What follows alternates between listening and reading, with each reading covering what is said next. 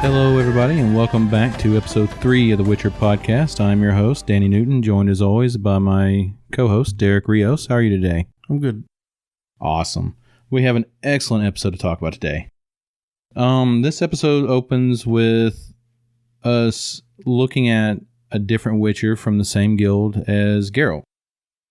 He got hired by townspeople to slay a monster, and it ended up going pretty bad for him. He got his guts ripped out. Yeah, not so well. Yeah, not so well. After we watch this guy die horribly, it cuts over to our main character, who is laid up doing what he does best. Yeah, really taking it hard after all of his travels. Yeah. He's getting a nice respite from his daily grind. From a nice daytime worker. Yeah. Or night worker? Yeah. I don't know the proper term for sex worker anymore. She's a whore, okay? It's a prostitute. Working girl. Yes. She has an occupation. Anyways, when she's laying there with him, she's going over his scars and stuff, but she gives him information. She tells him that the other Witcher had passed through here recently, went to the town up the road, and all the locals think that Witcher took their money and left. Yeah. Just stiffed him on the job, right? Yep. Our man Geralt's honor bound to go rectify the situation, and he heads off in that direction. He has to leave his horse as collateral for the room and the prostitute. Yeah, but, poor Roach. Yeah, Roach is actually visibly unhappy with this. But he heads down to the other town. And when he gets there, he runs into essentially what is, I guess, the mining guild or whatever. Yeah. They're basically on the verge of, let's have a full-blown riot rebellion and go kill the aristocracy since they're not going to do anything about it. Yeah, because pretty much at this point, the king has just hidden himself in his castle and isn't dealing with it. Right. And this monster's running rampant, just killing the local folk. Yeah, it's eating the locals. Yeah. Geralt gets there and basically tells them, hey guys, it's a bad idea. Why don't I take the contract and I'll give you half your money back, basically as an apology from my guild. He's going to do it for the third of the price. 1,000 shillings or whatever the currency is. Whatever coin they use. Pesos. Yes. Marks. They use marks. Marks. Yes. While they're sitting there and talking about that, the town guard walks up on this and basically disperses their little crowd. They're in a mine. Are those dwarves? Oh, can we confirm dwarves? Some of them still just elves? Some of them were rather short. They were short with pointy ears. Did they have pointy ears too? They had pointy ears. Maybe they are dwarves. I think they're dwarves. I'm not sure. You'd think we'd look this up. Yeah, you would think, but we're not going to do serious research for this. No. But I'm too busy looking up names for each character we meet. Just trying to figure out who this character is. But they're either dwarves or gnomes or something. They could possibly be a demi-human race. Mm-hmm. The town guard comes, is like, hey, if y'all just drop your pitchforks and go back home, we'll pretend like this never happened and everybody can go on about their life. Yeah. And then whenever they look at Geralt over there, they're just like, you need to go. They don't want him in the town at all. They're not kind towards Witchers anymore. Yeah. Basically, while they're kicking him out of town, he runs into Triss. Mm-hmm. He runs into a mage. Who's the king's mage, and she pretty much hires him to go and check it out himself. She brings him back and is like, hey, can you tell me what killed these guys? And he takes a look at his dead Witcher buddy laying there. Yeah, just covered in snow. Yeah. Being preserved. Is that snow? I thought it was salt. Was it salt? I thought they were packed in salt. See, I was thinking salt, but then I was like, it's probably just snow. It's an awful lot of salt. It's just keeping it cold, right? Either way, they're being preserved. He inspects the body, and he's pissed because you told these guys... She lied, yeah. Yeah, you told these people that, he stiffed you.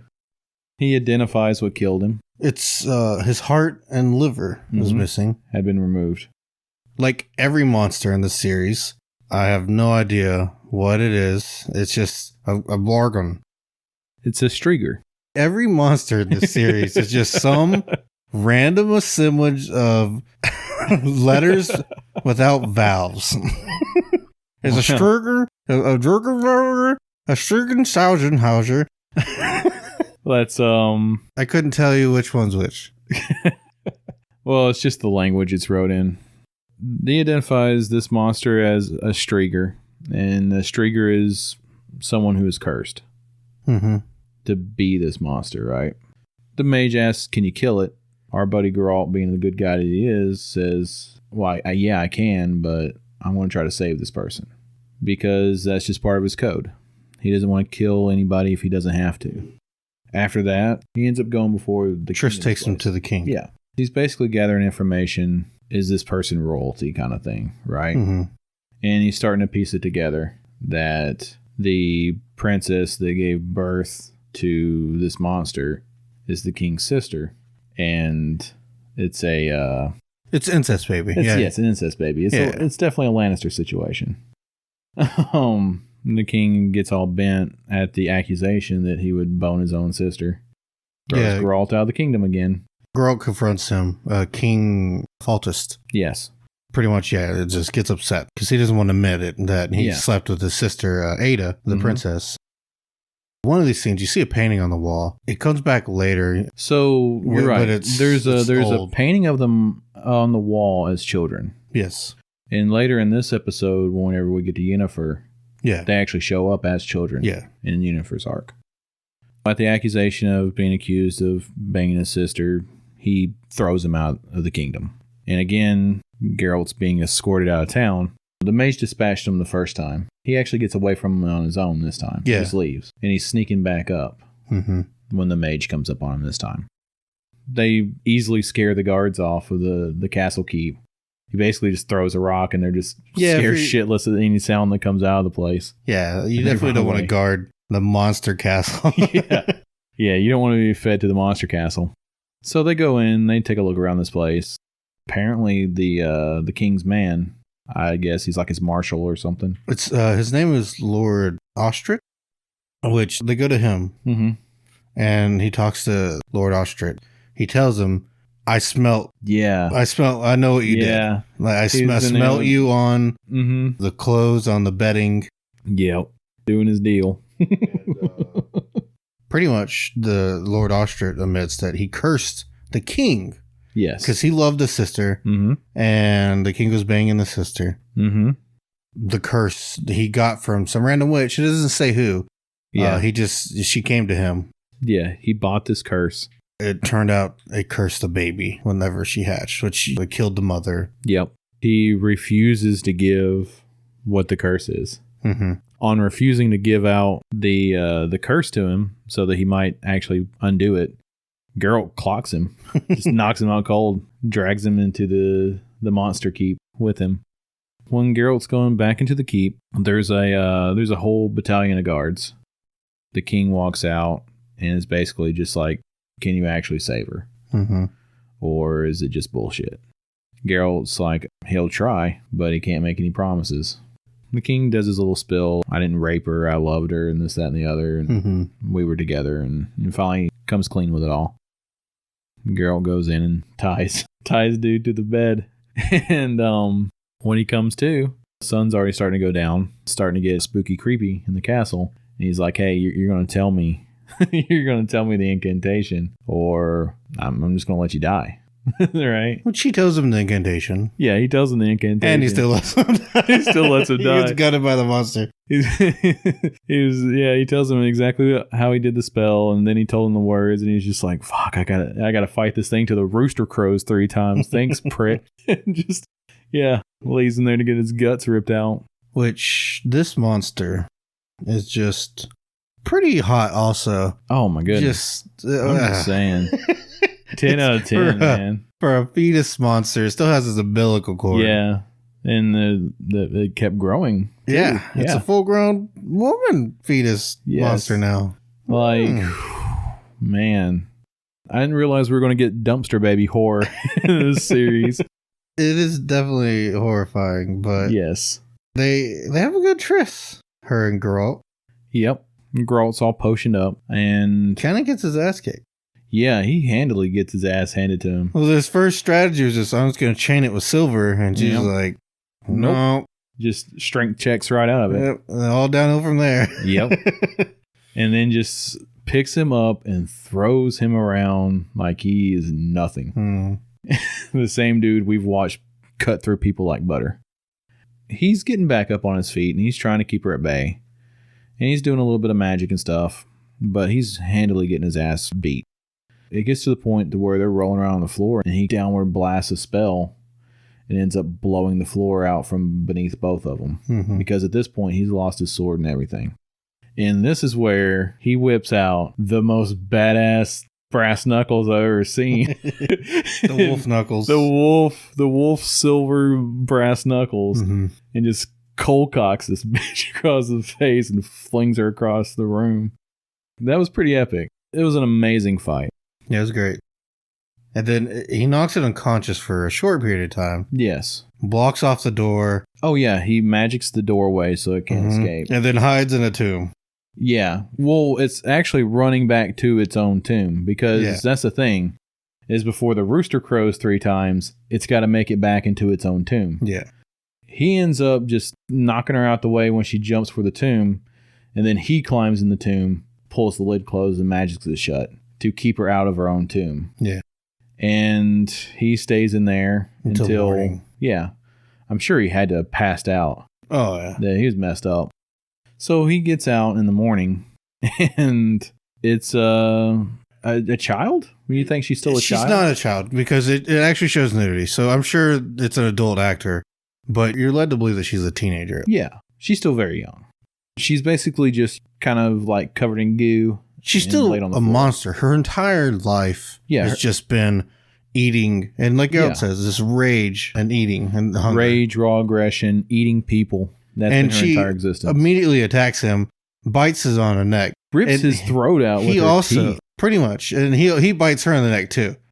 Yeah, but the thing is, he didn't rip her throat out. No. She ripped his throat. It was the side of his neck. His eyeballs rolled into the back of his head, and he lost so much blood. He was dead. I'm sure she's really confused. He wakes up with Tristan bandaging the wounds and taking care of him. And he had been calling out for Renfrey. Yeah. In his unconscious Which is interesting. state. They didn't know each other very long. They didn't know each other very long, but I think it's just the extreme guilt he felt. Then after that, we get into Yennefer's story some. This is a great episode for Yennefer too. Oh, yeah. This is an amazing episode for Yennefer. This is when she comes in, like, pretty much comes into her power. Yennefer's little arc starts with... also her banging. Istrid. Her giving a yen out. Woo! Sexy. With her hunchback. You get to see it all in its glory. I tell you. They did, I don't know if it's CGI or just... Maybe they actually had a different actor that was a hunchback. a stunt double. It looks very realistic. Yeah. The special effects is very good in this show. Yeah, it can't be that easy to put prosthetics on her like that. Because her jaw is warped like that too, and I don't think it's CGI. I think they actually had to build her. And the before and after is quite amazing. She's doing her thing with the other mage who is Istrid. Yeah. Yennefer, they're being watched. Yennefer likes to be watched. She likes it's an like a magical spell. An audience. It's really weird. Yeah, it was so awkward. You think for someone so shy most all of her life. She likes to display her talents. She's basically conjured up the entire Mage Council or whatever to sit there and watch her banging this other wizard. At the end, they all give her a round of applause. I was clapping too. Technically, we're watching also. Yeah, we are watching. We're feeding into her voyeurism. We cut to the Mages Council where they're discussing where essentially they're going to send all their Padawans to, right? Yeah. Basically, they're discussing who's going to end up going to Nilfgaard and who's going to end up just going to this other kingdom, right? Because they're kind of concerned about the one king kind of feeling up his sorceresses and crap like that and not listening to their council. That's the Nilfgaard. Yeah, that's Nilfgaard. Right? Yeah. He's banging all those mages and stuff. Yeah. In the other kingdom, they want to be, I guess, more advised, more brought into the fold. This is where it also kind of crosses over here again. And Yennefer was supposed to be promised to Temeria. Yes. That's the kingdom they're talking about. Yes. Temeria. Istrid's teacher, he doesn't want Yennefer to go there. Knowing that she's a quarter blood, he brings this up. Oh, yeah. This quarter blood elf. Yeah. Because her bloodline isn't pure. In Temeria, they also hate elves, like most places. And they want to send her to Nilfgaard to upset Sintra. Yes. The relationship that Yennefer has had is basically just a ploy to get information from her to ruin her own chances. Mm-hmm. Because Stregobor doesn't want somebody that's essentially his rival in the council to succeed. And his idea is to send Fringilla there. Yeah. His idea, if he sends Fringilla over there, then it'll actually strengthen his position. But Tisea forces the issue, and they end up having a council vote. And Stregobor ends up winning out because the other council member wanted his daughter, not his daughter, but his niece, to go to that kingdom. Artorias is the other mage that's in on this plot as well. After losing the vote, it's basically broke to Yennefer, like, hey, we're going to send you to Nilfgaard. And Yennefer's pissed. That's not what she was promised. This is the part where Yennefer really comes into her own power. She figures out that Istrid was lying to her. And she goes down, I guess that's a basement area under the keep, and confronts him about this and like blows him out. Mm-hmm. All this was fake. You've been playing me the whole fucking time. And he was like, well, you've been playing me too. But I don't think she has to that extent. She only took a flower from him.